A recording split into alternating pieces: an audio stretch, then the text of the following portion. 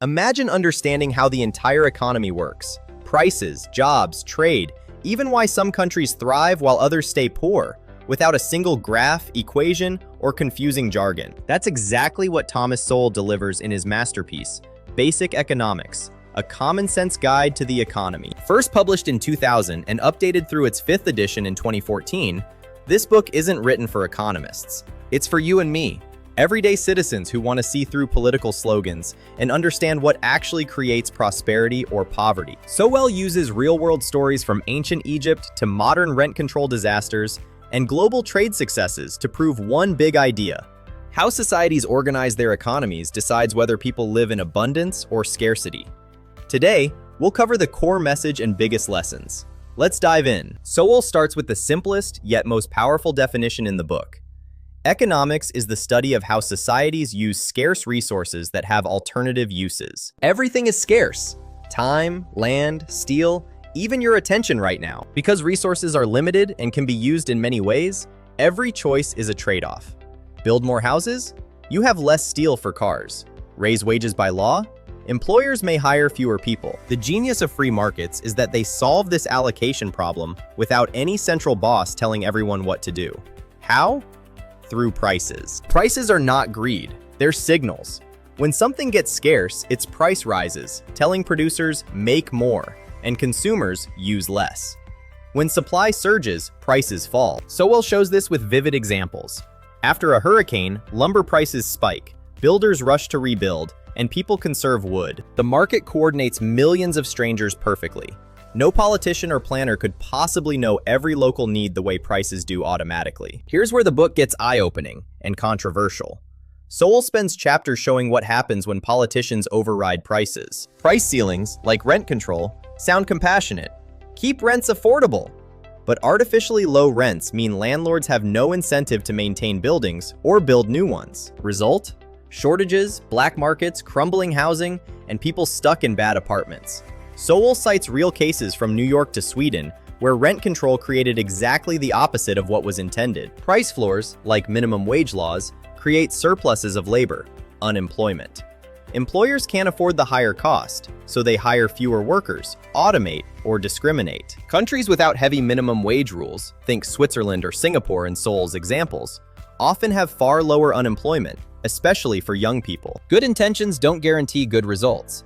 Policies must be judged by the incentives they create and the long-term consequences they produce. Sowell repeats, there are no solutions, only trade-offs. Sowell then turns to businesses. Profits and losses aren't evil, they're feedback. Profits reward companies that use scarce resources efficiently to give consumers what they actually want. Losses force inefficient firms to stop wasting resources. Competition keeps profits modest and drives constant improvement. In the labor market, your pay is ultimately tied to your productivity, how much value you add. That's why skilled workers earn more, and why forcing equal pay regardless of output distorts everything. Internationally, free trade isn't a zero-sum game. Comparative advantage means countries specialize in what they do best and trade. Everyone ends up richer. Sowell dismantles myths. Trade doesn't steal jobs, it creates better ones. Wealth gaps between nations come from geography, culture, institutions, and policies, not exploitation. He also covers government's proper role, enforcing rules, protecting property, and staying out of the way of voluntary exchanges. When governments spend for short-term votes, waste follows. So what should every reader take away? Here are the 5 transformative lessons Sowell hammers home. 1. Think in trade-offs, not needs. There are no unlimited resources. Every policy has costs, often invisible ones paid by someone else. 2. Incentives rule the world. People respond to rewards and penalties, not rhetoric. Change the incentives through prices or laws, and you change behavior. 3. Markets coordinate knowledge better than planners. No one person knows everything, but prices let millions act on local knowledge. Central control fails because information is dispersed. 4. Judge by results, not intentions. History is full of price controls and regulations that sounded wonderful, but created shortages, unemployment, and poverty. Look at outcomes. 5. Economic literacy makes you a better citizen. Understanding these principles protects you from emotional politics and helps you spot policies that will actually improve lives. Sowell's final message is optimistic. Prosperity isn't mysterious.